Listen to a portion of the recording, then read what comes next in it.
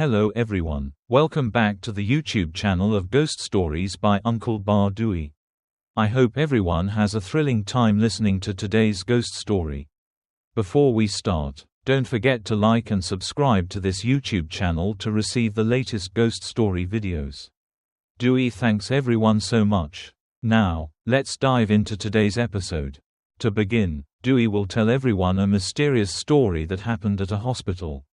The story starts at a hospital in Bindwang, as told by a young woman. She shared that about 5 years ago, she rarely had nightmares, but on that particular night, for some unknown reason, she kept dreaming of a scene where her father was being pulled away by a woman.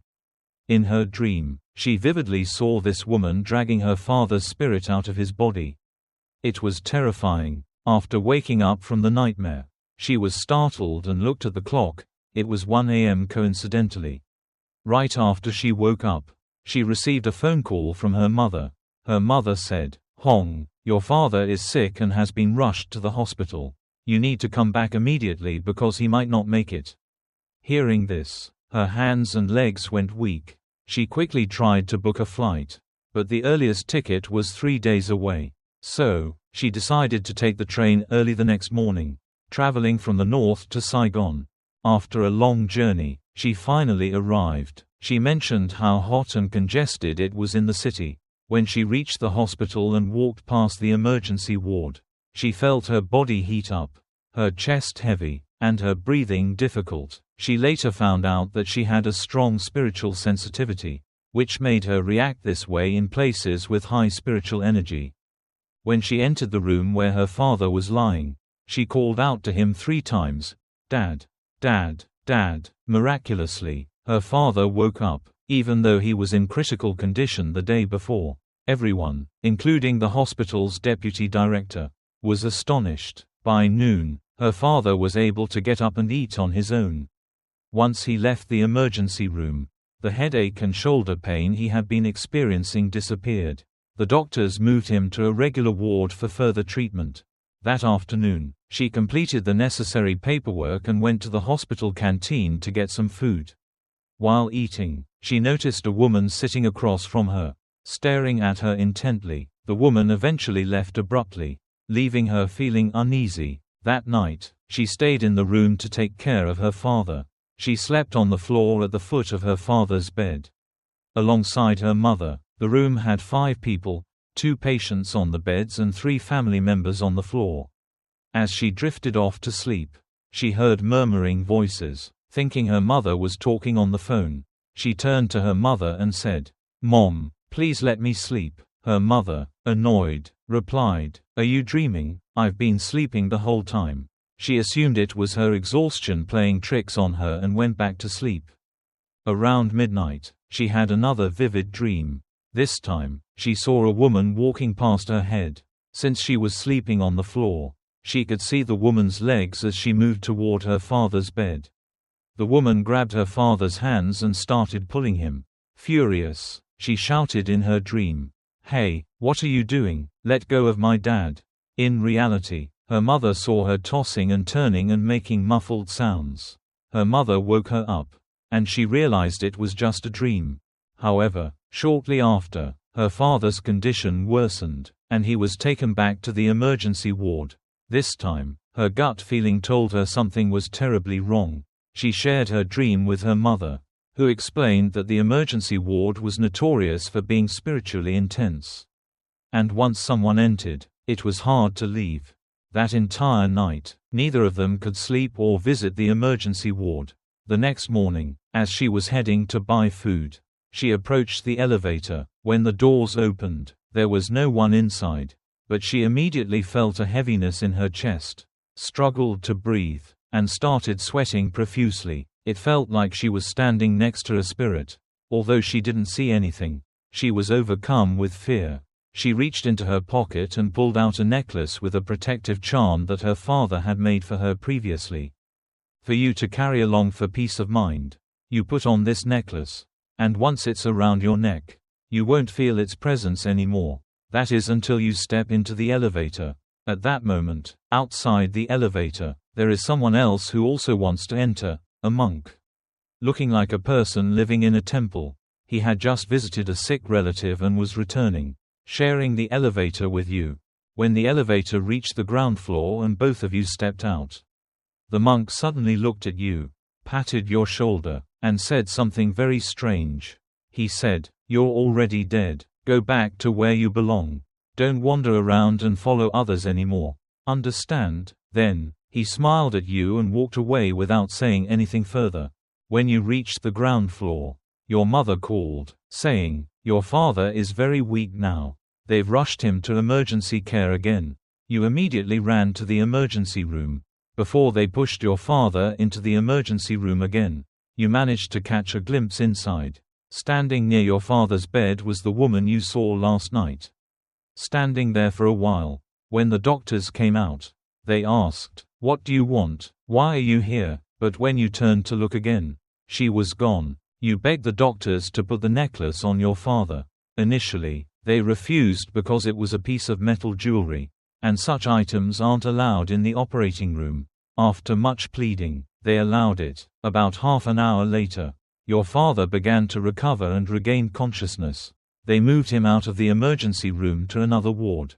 When you followed the doctors into the new room, you saw the same woman standing outside the door, glaring angrily at you. You stared at her and said, "What are you looking at? Keep staring, and I'll hit you." While you were focused on her, your mother tapped you and said, "Who are you talking to? There's no one there." When you turned back to look at your father, he was already better. The doctors asked the family to leave so they could administer medication. When you walked out of the room, the woman was no longer there. That night, you stayed at the hospital to take care of your father. While you were sleeping, you felt her crawling onto you, pressing down on you, and choking you. Terrified, you began chanting prayers. After about 5 repetitions, she let go and disappeared out of the room. You screamed loudly, but no one in the nearby beds heard you. The next morning, after your father had improved significantly, you told him everything. Your father, who was knowledgeable in spiritual matters, asked you to go home and bring him a pen and 2 bottles of ink. He used them to draw 2 talismans, which he placed on the hospital room's door. That night, although you still saw the woman lurking outside the door, she couldn't come in or harm you. She stood there angrily all night. The following morning, you shared the story with the nurses, and they told you that 2 weeks earlier, a woman had been brought to the emergency room in critical condition. Unfortunately, her family brought her in too late, and she passed away on the same bed your father had been lying on. After the talismans were placed, your father's health improved rapidly, and within 5 days, he was discharged. Before leaving, your father removed the talismans, as it was a hospital room and couldn't be left that way. This experience serves as a lesson for anyone staying in a hospital. Before occupying a bed, it's wise to say a prayer, asking for permission to stay temporarily and promising to return the space once you leave. This practice can help avoid any spiritual disturbances. The second story is about encountering deceased loved ones during a coma in the hospital. This story was shared by a woman who experienced it 25 years ago. It left a deep impression on her because it was the first time she saw her deceased relatives. She was born with congenital heart disease and a weak heart. Doctors told her parents that she likely wouldn't live past the age of 10. In 1997, when she turned 10, her parents saved up and took her to Saigon Heart Hospital for surgery. She had to undergo 2 operations, each requiring general anesthesia. The entire treatment process lasted about 5 to 6 months. The spiritual experiences began during her first surgery. As she was being prepared for the operation, lying on the surgical table, the doctors administered anesthesia and turned on a bright surgical lamp that shone directly on her. Just before falling into a coma, she felt as though her soul left her body. She saw herself lying there, with the doctors preparing for surgery, while she floated about 20 to 30 centimeters above the operating table. Then, after falling into a deep sleep, she didn't feel anything anymore. When the surgery was over, she sat up, ate, drank, and chatted with other patients. Generally, the first surgery, which could be considered successful, gave her peace for about 2 days. However, on the third day, she started having difficulty breathing and coughing up blood. The doctors checked her condition. Although the coughing wasn't severe at that time, the doctors suggested she stay in the hospital for another 2 weeks for monitoring. After the checkups, the doctors informed her that her condition was not stable and she would need a second surgery. However, the second surgery couldn't be performed until 3 months later. During the 2 weeks she stayed in the hospital, she was given medication and monitored closely. At the end of the 2 weeks, she was discharged with an appointment for her next checkup. She would have to wait 3 months for the second surgery. On the night before her discharge, while sleeping, she suddenly started coughing severely at midnight, coughing up a lot of blood.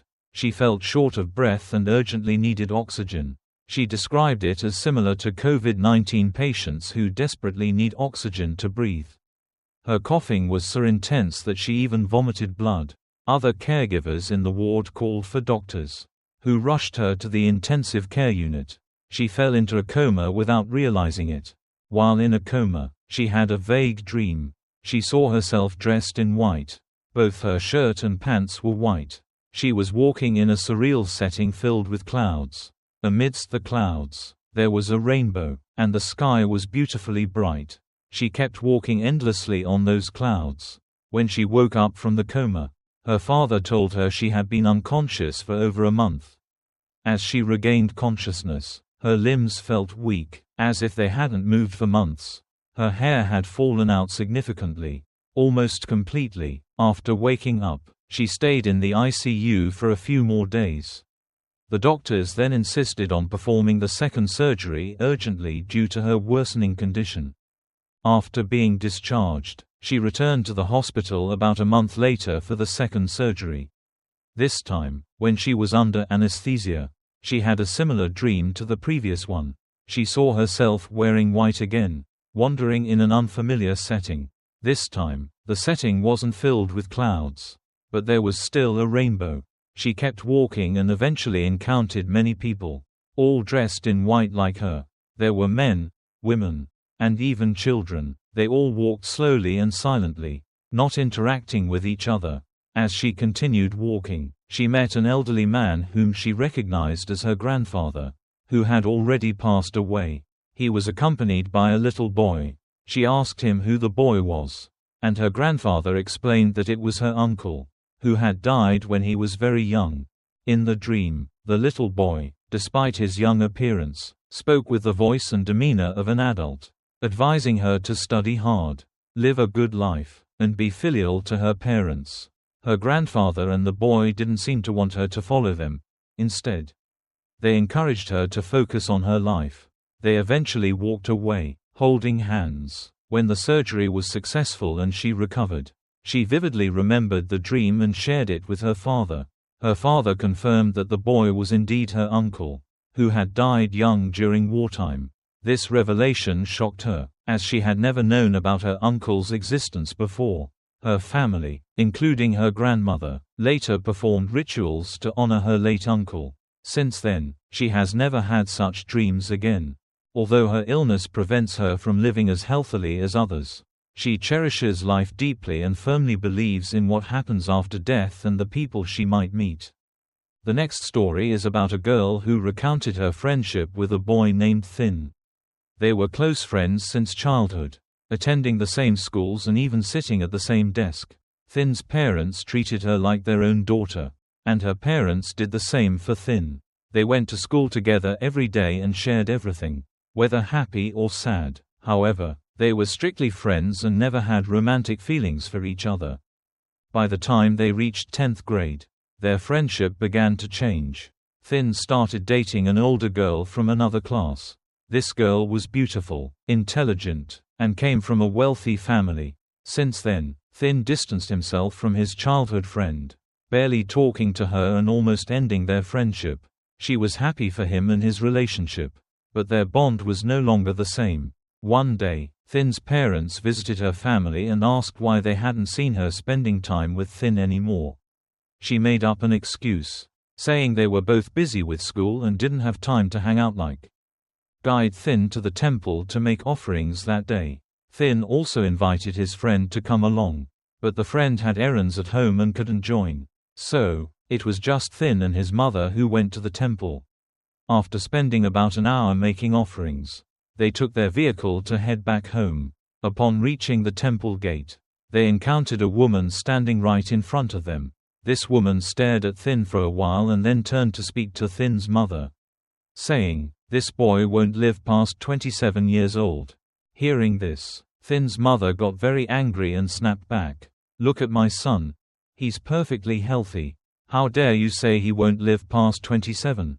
Are you crazy?" After being scolded, the woman didn't say anything further, turned around, and left. Thin and his mother returned home, and Thin later recounted the strange encounter to his friend. His friend dismissed it, saying, "That woman was probably just rambling nonsense. From what you described, she seemed poorly dressed and unkempt. Likely not mentally stable. Don't pay attention to it." Everything seemed fine after that. About 5 days later, Thin invited his friend out for coffee and a casual drive to relax. That day, Thin appeared unusually cheerful, almost as if he had won the lottery, while his friend felt uneasy and restless for no apparent reason. Despite having no reason to worry, his friend couldn't shake off the strange feeling. After their outing, they were on their way back, driving through a sharp curve. Somehow, they collided with a large vehicle. The loud crash knocked Thin's friend unconscious. When the friend regained consciousness, they found themselves sitting on the ground, injured with cuts and bruises. Looking out onto the road, they saw that Thin had been crushed by the large vehicle, his body completely mangled. People nearby quickly gathered and called for an ambulance. But it was too late. Thin had already passed away. The ambulance arrived only to transport his lifeless body. Thin's friend, deeply shaken, mustered the courage to call Thin's family to inform them. By the time Thin's family arrived, it was all over. They took Thin's body home to prepare for his funeral. On the first day of the funeral, Thin's friend couldn't bring themselves to attend. They were overwhelmed with guilt and couldn't bear to see Thin's face in the casket. Staying home, they cried endlessly, blaming themselves for what had happened. "If only I hadn't asked Thin to give me a ride home. This wouldn't have happened," they thought. Normally, they would travel separately, but that day, they had asked Thin for a ride.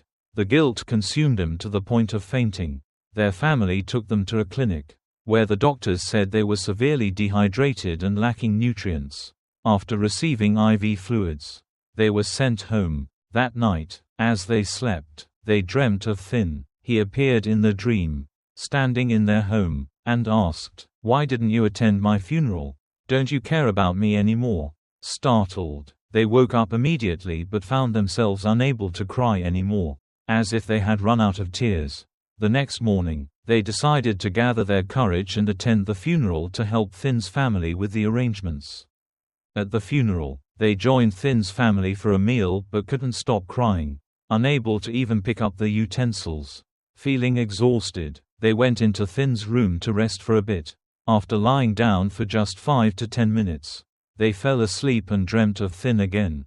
This time, he stood before them and said, "Why are you crying so much? Your constant crying makes it hard for me to find peace and move on." Hearing this, they woke up to find their pillow soaked in tears, even though they had only been asleep for a short while. Later, after helping with the funeral arrangements, they returned home. On the way back, they cried a lot, missing Thin terribly. However, once they reached home, they found themselves unable to cry anymore. On the 4th day, Thin's body was cremated. After the cremation, Thin's father spoke to his friend, saying, "On the second night after his passing, Thin appeared to me in a dream. He said he wanted me to adopt you as my daughter and have you stay with our family." That day, Thin's friend stayed at his family's house. Feeling emotionally drained, they went into Thin's room to rest. Although they lay down, they couldn't sleep, consumed by grief and guilt, remembering how kind Thin had, taking a shortcut to save time.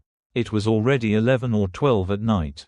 Both of them had taken this shortcut many times before, so they were familiar with it and not scared at all. However, the path was flanked by fields on both sides, and it was pitch dark. They started riding down the desolate road, which was very narrow, just enough for their vehicle.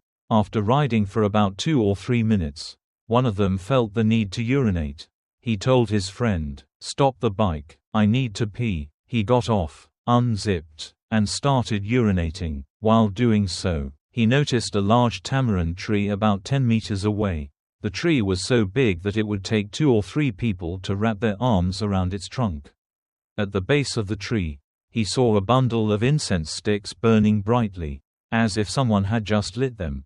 He muttered to himself, "Who on earth would be crazy enough to light a whole bundle of incense here at this hour?" He didn't think much of it, finished his business, and got back on the bike. They continued riding and soon reached a fork in the road, about 500 meters from the tamarind tree. Suddenly, they saw a wedding tent by the roadside, complete with a proper house. The wedding seemed lively, with many people present. It looked like the groom's family was there to pick up the bride. In front of the house, there was even a 16-seater van, presumably to transport the bride. Finding it strange, he nudged his friend and said, "Hey Fat, isn't it weird to have a wedding procession at 12:30 at night?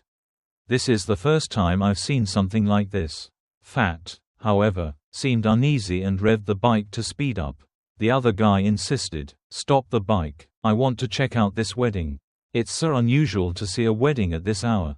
Reluctantly, Fat stopped the bike, and his friend got off to approach the wedding.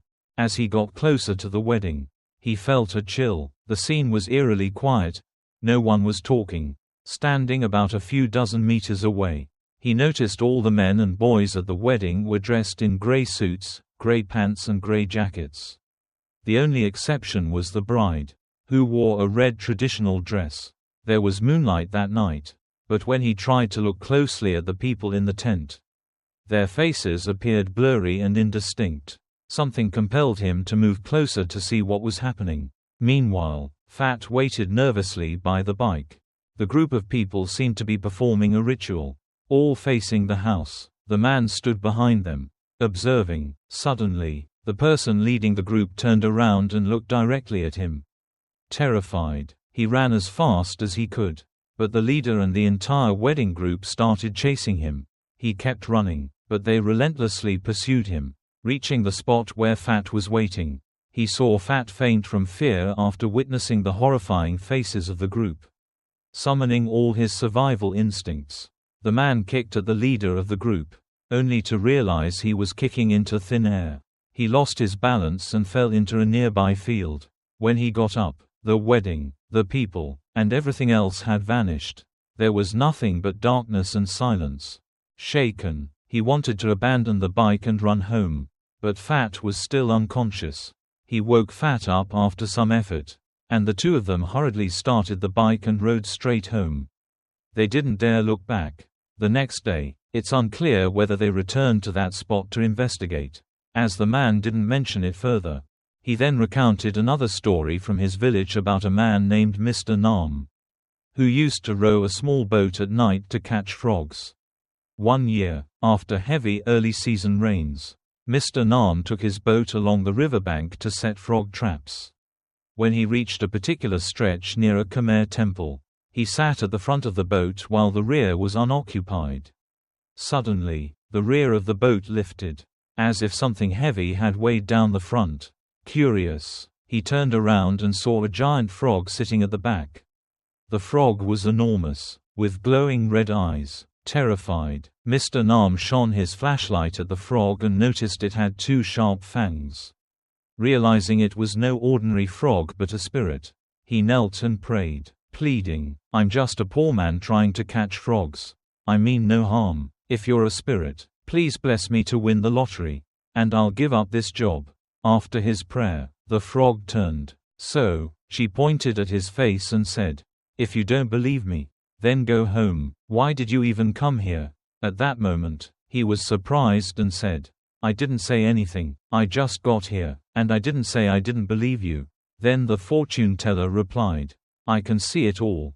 Don't deny it. If you don't believe me, then leave." At that point, his mother started pleading with the fortune teller, begging her not to be angry. She said, "Please don't be upset with him. He's still young and inexperienced. Please don't take it to heart." Only then did the fortune teller calm down. After waiting for their turn, it was finally his mother's turn. The fortune teller told his mother that she would suffer a stroke in 2010 but would recover and be completely healed afterward.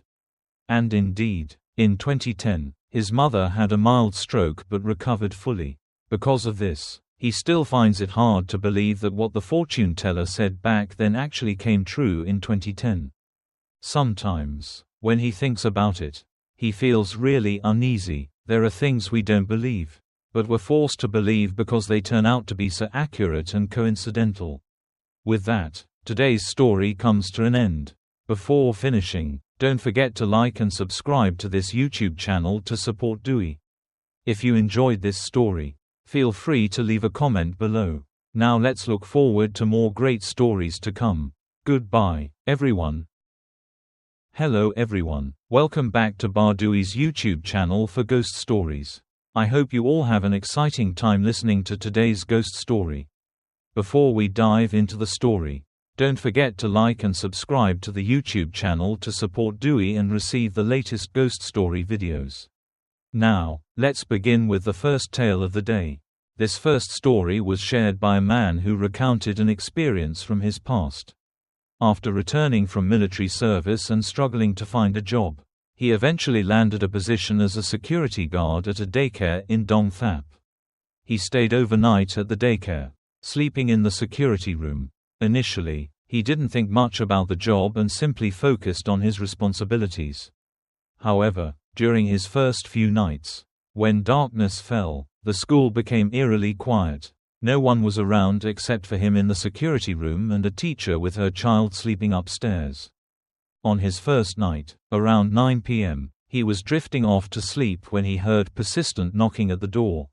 At first, he thought someone was checking in, so he opened the door, but no one was there.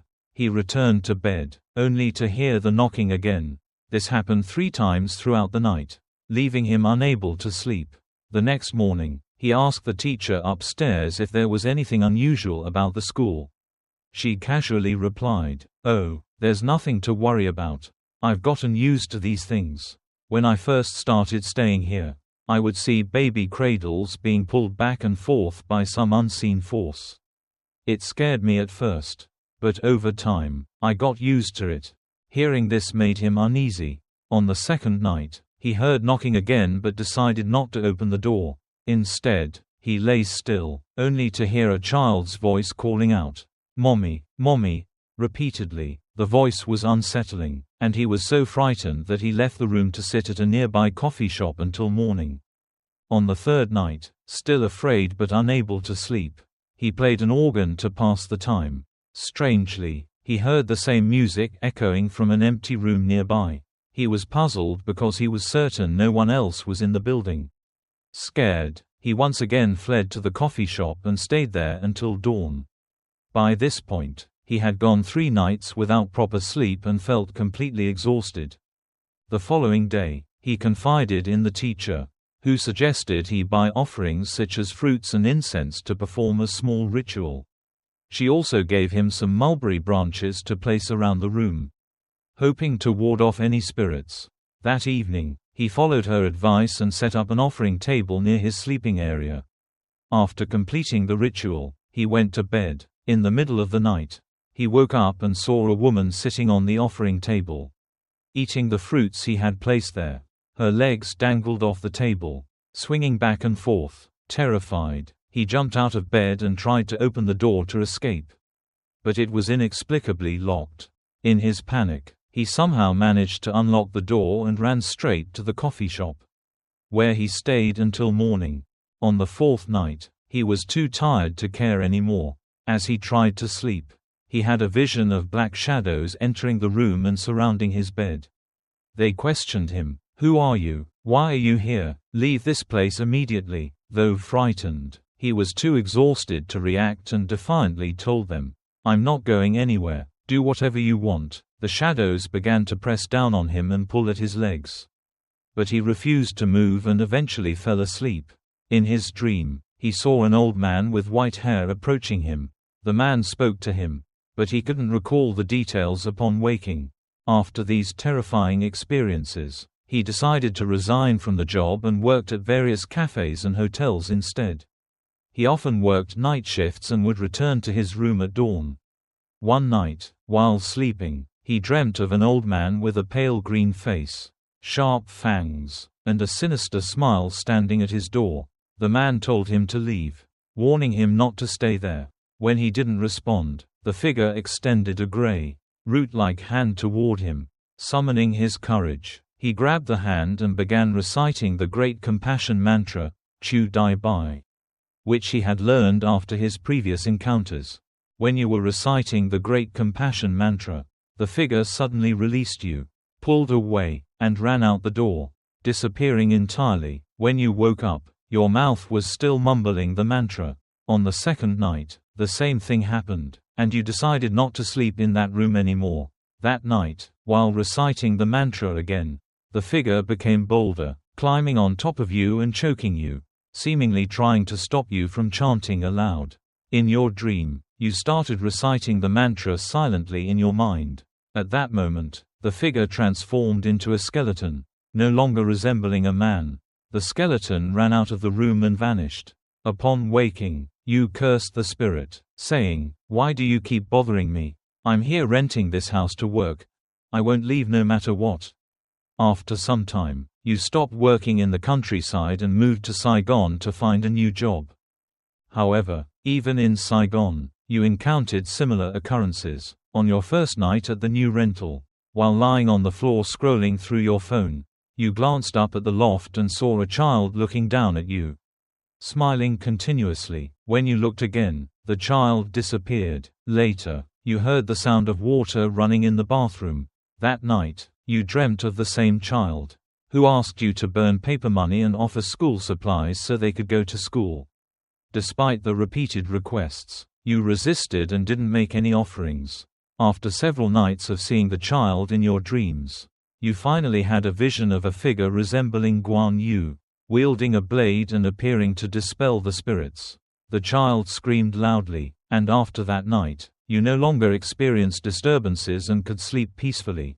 The second story involves the experience of a male student from Tay Ninh during his first year in college in Saigon.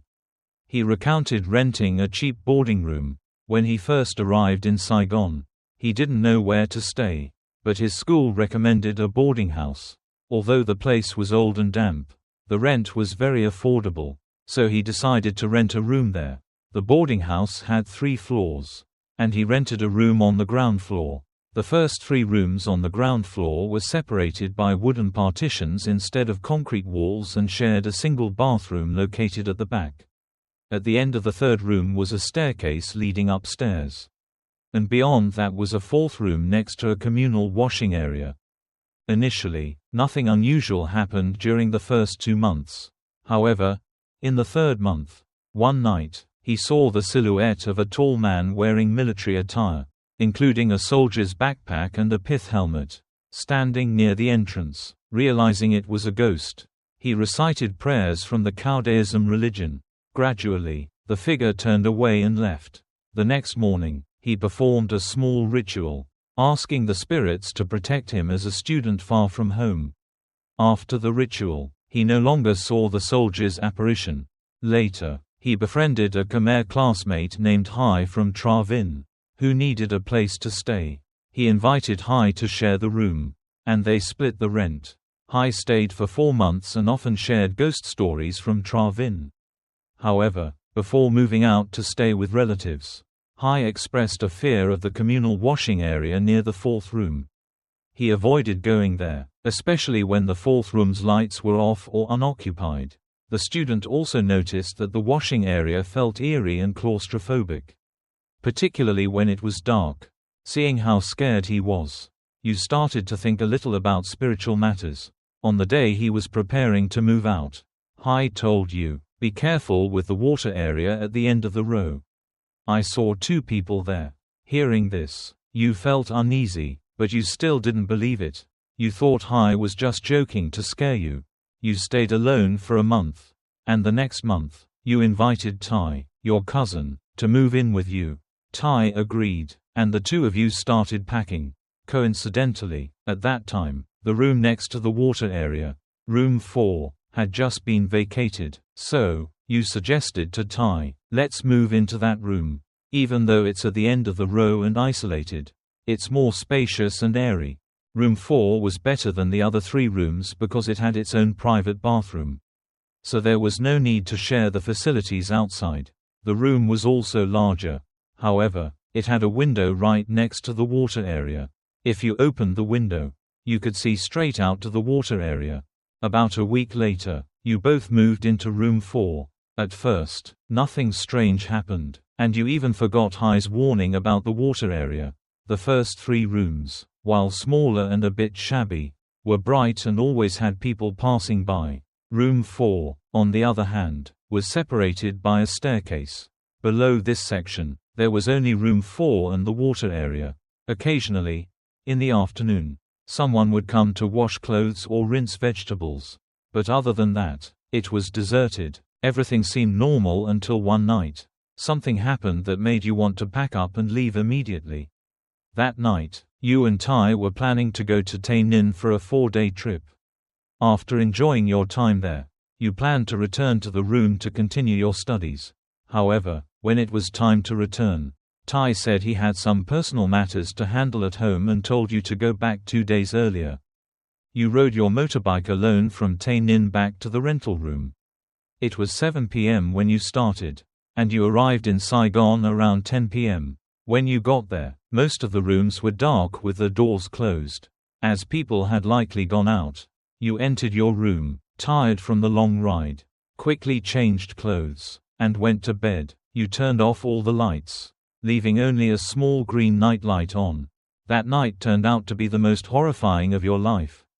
As soon as you lay down, you fell asleep immediately due to exhaustion, but after a short while, you felt something like fingernails lightly scratching you, then stronger and stronger, as if trying to wake you up.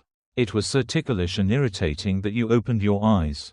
Right next to your bed, you saw a little boy, about 5 or 6 years old, standing there. However, you were so sleepy that you closed your eyes again. Then it hit you. There was no one else in the room but you. Where did that boy come from?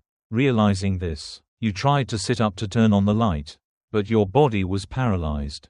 You couldn't move at all. The boy was still standing there. Slowly, he grinned, revealing his small, sharp fangs. His face was pale, and his eyes were enormous and pitch black. He laughed out loud, and that's when you knew you were encountering something supernatural. You tried to recite prayers, but the more you prayed, the heavier your chest felt, as if someone was pressing down on it. After a while, you managed to open your eyes slightly. The boy was still there, walking around your bed as if mocking you. It was a terrifying experience that only someone in that situation could understand. You closed your eyes again, realizing that praying wasn't working. Instead, you pleaded with the spirits. Please, leave me alone, let me sleep in peace. I'm really scared. While your eyes were closed, you heard the sound of the window opening. This was the window above your bed that looked out to the water area.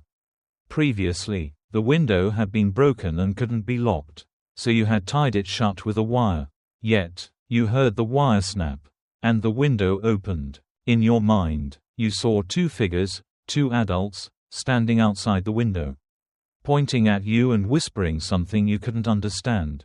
You mustered all your strength to try and sit up, but your body felt stiff and unmovable. Suddenly, to your surprise, you managed to sit up, but when you looked back, you saw your own body still lying on the bed.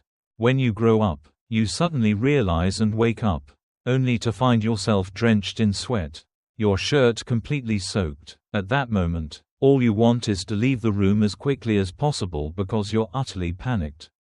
Once you calm down enough, you fumble for a knife and start swinging it in the air. Then, you switch on the light and check your phone, only to see that it's just 12 a.m. That terrifying nightmare only lasted about half an hour. But it felt like hours in the dream. At that point, there was no way you could sleep again. You ended up texting your friends until 4 a.m., too scared to sleep.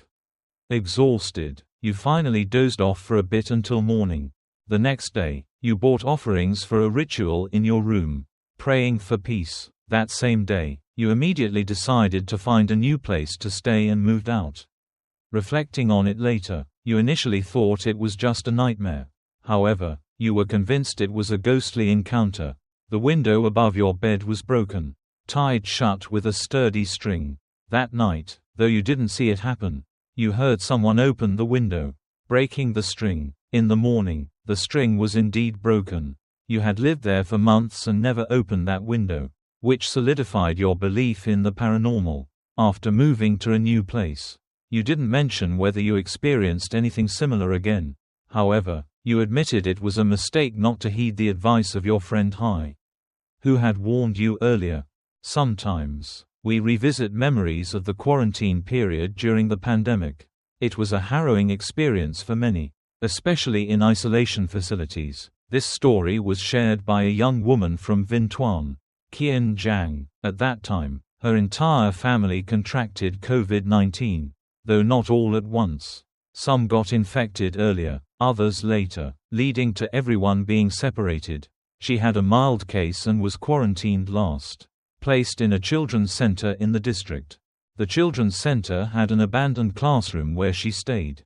It was a 2-story building, and she was assigned a room on the 2nd floor, in the very last row. The restroom was 6 or 7 classrooms away, and there was no bathroom in her room. She stayed alone, with the 2 rooms next to hers used only for drying clothes.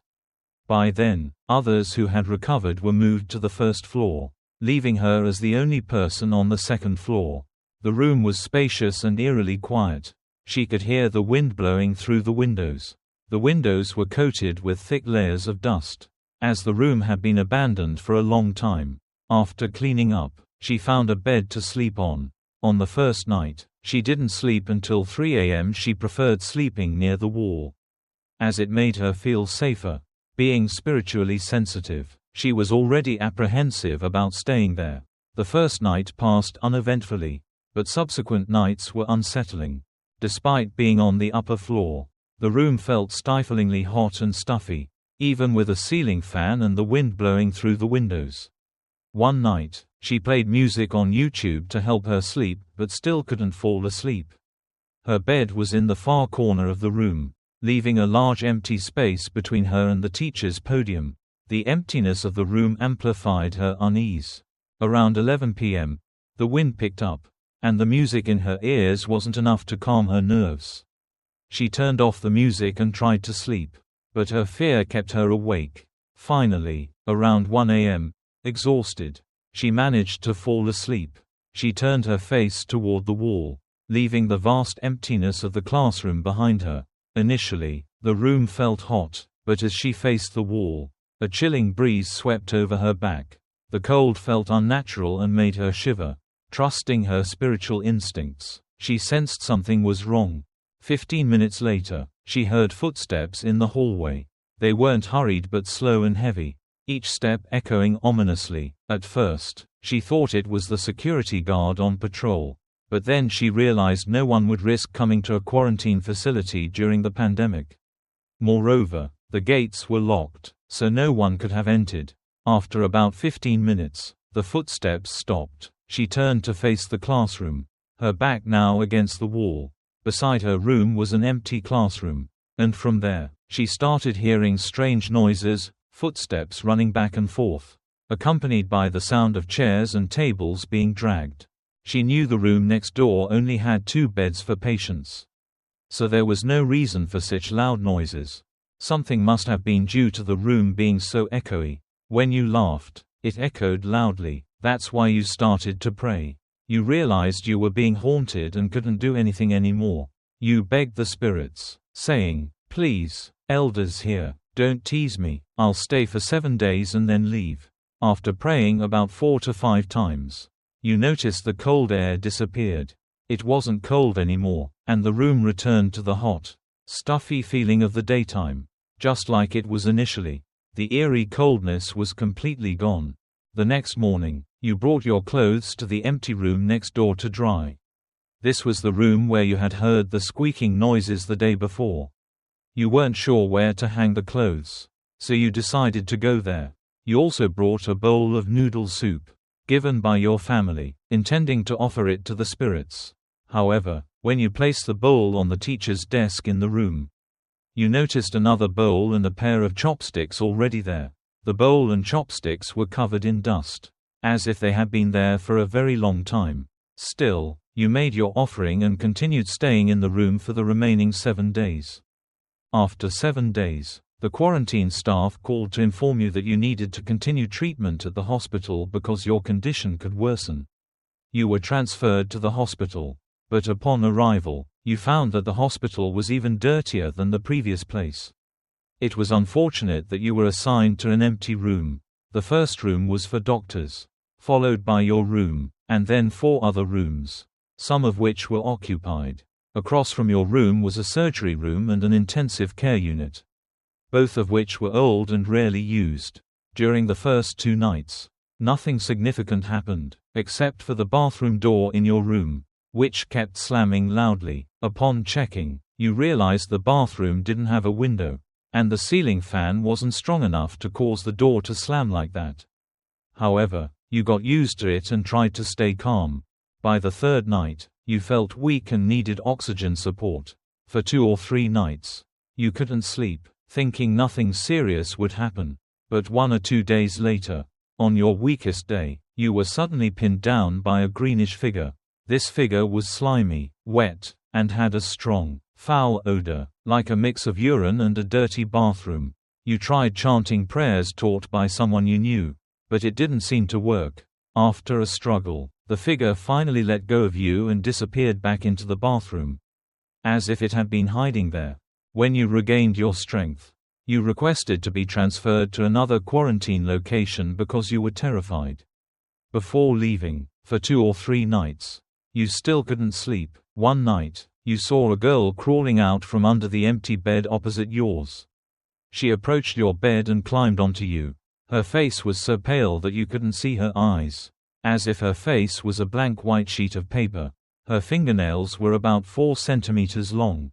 Terrified, you begged her, saying, "Please, don't scare me, I'm very frightened." After you spoke, she responded in a sorrowful, tearful voice, "Pay my hospital fees, pay my hospital fees, I don't have money to reincarnate." Startled by her words, you sat up, but she was gone. You tried to sleep through the night, knowing you would be transferred the next day. In the morning, while packing your belongings, you remembered that you had stored some of your things in the cabinet of the bed where the girl had crawled out from. You gathered your belongings, including some dirty clothes, and realized you needed a plastic bag. You decided to check the cabinet above your bed, which you hadn't touched during your stay. Despite feeling uneasy, you opened it out of curiosity and necessity. To your horror, the cabinet was filled with offerings, plates of candy, fruits, incense, candles, and matches, all covered in dust. Terrified, you quickly prayed, apologizing, "I didn't mean to open this. Thank you for letting me stay here these past few days. I'm leaving now." Afterward, you were transferred to a quarantine facility managed by the military. The new location had better facilities, and you didn't experience anything strange there. However, you mentioned that during your stay in the previous room, you had witnessed many eerie occurrences, especially in the surgery room opposite your room, but you didn't share all the details. If you have time, you might share more about your 2 nights in the pediatric ward in the future.